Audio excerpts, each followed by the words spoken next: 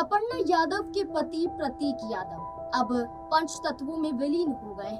उनका अंतिम संस्कार संपन्न हो चुका है, लेकिन अंतिम संस्कार के वक्त प्रतीक यादव को दी गई मुखाग्नि को लेकर लोगों के मन में कई सवाल पैदा कर रहा है। दरअसल चर्चा थी कि प्रतीक यादव की 2 बेटियां हैं और दाह संस्कार उनकी बेटियां ही कर सकती हैं। हालांकि ये भी कहा गया है कि ये शास्त्रों में नहीं लिखा गया है, लेकिन आज के बदलती सोच के वक्त में ये कहा जा रहा था कि हो सकता है कि अपर्णा यादव की बेटियां ही अपने पिता को मुखाग्नि दें, लेकिन ऐसा नहीं हुआ। इस बीच में ये भी कहा जाने लगा कि मुखाग्नि अगर उनकी बेटियां नहीं देती हैं तो बड़े भाई होने की वजह से अखिलेश यादव प्रतीक यादव की चिता को अग्नि दे सकते हैं, लेकिन ऐसा भी नहीं हुआ। आपको बता दें कि जब दाह संस्कार हुआ तो ना तो अखिलेश यादव आगे आए और ना ही प्रतीक यादव की दोनों बेटियां, बल्कि उस वक्त दाह संस्कार के वक्त पर कुछ और ही नजारा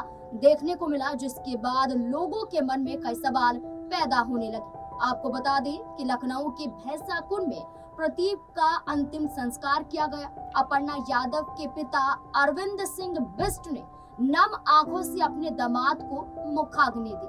प्रतीक यादव के पंचतत्व में विलीन होने के बाद अब चारों ओर यही चर्चा है कि क्या ससुर अपने दामाद का अंतिम संस्कार कर सकता है, और जब अखिलेश यादव बड़े भाई हैं, मौजूद हैं, फिर ससुर ने क्यों चिता को अग्नि दी। लोगों ने सोशल मीडिया पर भी पूछना शुरू कर दिया, भाई अखिलेश यादव के होते हुए ससुर ने चिता को अग्नि क्यों दी। वहीं प्रतीक यादव की दोनों बेटियां भी वहां पर मौजूद थी। ऐसे में सवाल उठने लगे कि क्या शास्त्र सम्मत है कि ससुर चिता को दाग लगा सकते हैं। ये सवाल है, और इसी सवालों के बीच में कई विद्वानों के बयान भी सामने आते हैं। दरअसल जिन्हें शास्त्रों का ज्ञान है, उनके जरिए कई बड़ी बातें कही गई हैं शास्त्रों के अनुसार। आपको बता दें कि शास्त्रों के विद्वानों द्वारा कहा जाता है कि गरुड़ पुराण में विस्तार से अंतिम संस्कार, हिंदू रीतियों और संस्कारों के बारे में बताया गया है।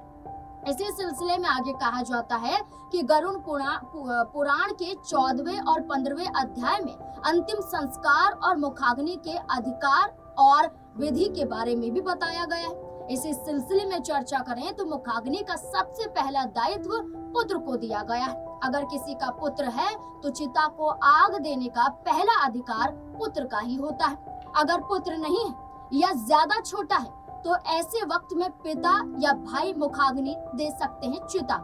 पिता भी अगर नहीं होते हैं तो भाई ही आगे आकर चिता को अग्नि दे सकता है, लेकिन यहाँ नजारा कुछ और ही देखने को मिला। आपको बता दें कि अंतिम संस्कार घाट पर तो शिवपाल यादव, आदित्य यादव, अखिलेश यादव, अपर्णा यादव, उनकी बेटियां यानी कि सभी मौजूद थे।